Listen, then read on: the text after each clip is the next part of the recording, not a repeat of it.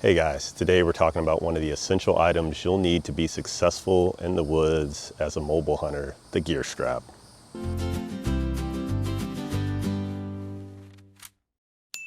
Hey guys, today we're talking about the gear strap, and most importantly, the gear strap from Latitude and the Bite block.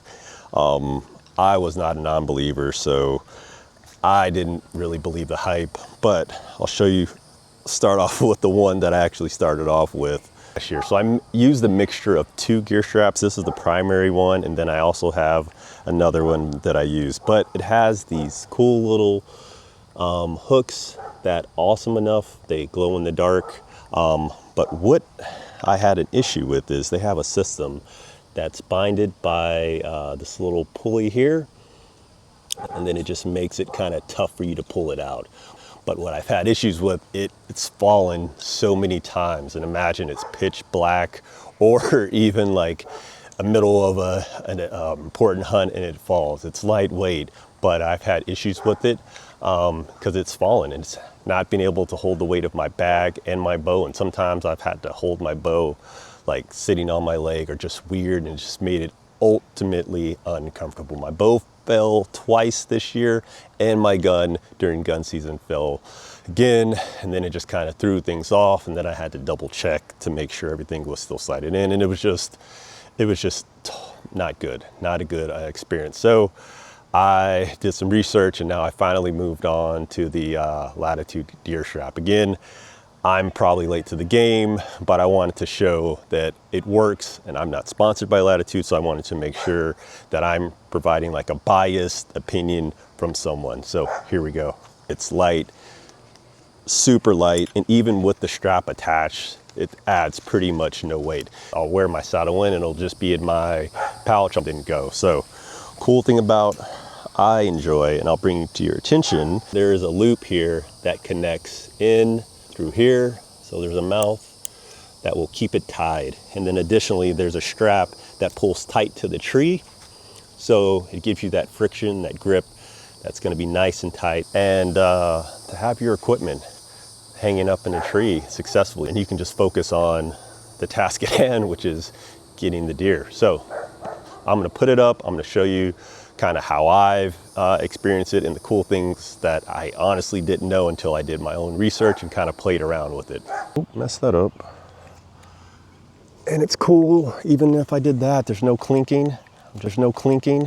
I'm just gonna connect under here. These adjustable loops, so you can attach whatever you need to attach. Make sure I'm good to go. And then the bow hanger's on. There's a little latch where you twist it. You lay it down, it sinks in, and I'm putting on my pressure, and it's not moving. And if I want to, I can get a little tighter, and it's not going anywhere. What you can do is what I did on my bag, is I added these little connectors. I can just connect that to this attachment here. It doesn't move it, so just operating with one hand, but I can lower my bag, and bow hanger's still hanging. And then additionally, if I wanted to pull it up, which is nice, and bring it up, which I love that fact, and I wish I had known about that sooner. I'm gonna take off my quiver. So I'm gonna connect here on the bottom, click, and I'm gonna connect my bow, bam, and it's not moving. It's not shaking. And I can even adjust this if I wanted to. I'll be able to attach my GoPro or my Insta360, show you around, but as you can see, nothing's moving. My issue with my other ones, they're either off balance, depending on what I have on my bag. And typically it's a knife, maybe a coat, and a few other items, not a lot. And this isn't a huge bag, so, you know, and especially when it comes into the winter seasons, you're gonna have a lot of layers and it's gonna throw off. But this is one of the key items I think should be one of your fundamental items when developing like your kit bag, being a mobile hunter. So real quick, we're just seeing the bow, again, connected in the bag.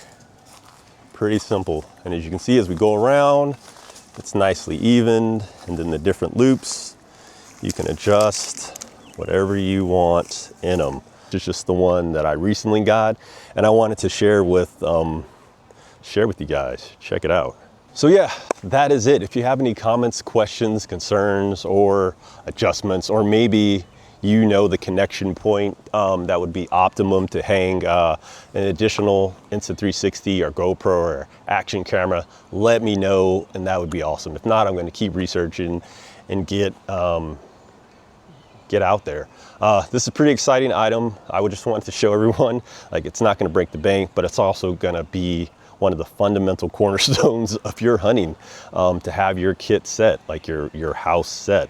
I've messed around with different ones over the different seasons, and most importantly, you want them to be lightweight, easy to adjust, and not throw off your hunting.